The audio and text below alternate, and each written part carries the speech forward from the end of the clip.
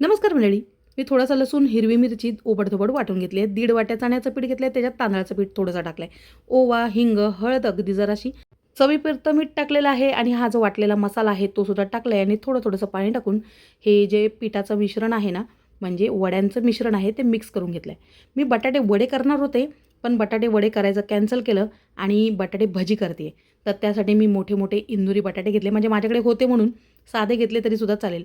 हे बटाटे चांगले सोलून घेतले आणि त्याच्या अशा चकत्या पाडून घेतल्या. सुरीनेच कापले ना, तर थोडेसे जाडसर होतात, त्याच्यामुळे बटाटे भजी छान होतात असं मला वाटतं. तर आणि ते चकत्यासुद्धा मी परत एकदा धुवून घेतल्या, थोडंसं मीठ टाकून घेतलं. त्याच्यामुळे आतला बटाटा आहे ना, तो आळणी लागणार नाही. थोडीशी कोथिंबीर चिरून टाकली आणि आता या पिठामध्ये मिक्स केलं आहे. आता या पिठामध्ये मी या सगळ्या चकत्या आहेत त्या मिक्स करणार आहे आणि त्या तळणार आहे. तर हिरव्या मिरच्या ज्या आहेत त्या भरपूर मी तळल्या आहेत, कारण की त्यात तिखट नाही आहे. थोडंसं मीठसुद्धा टाकून घेतलं आहे.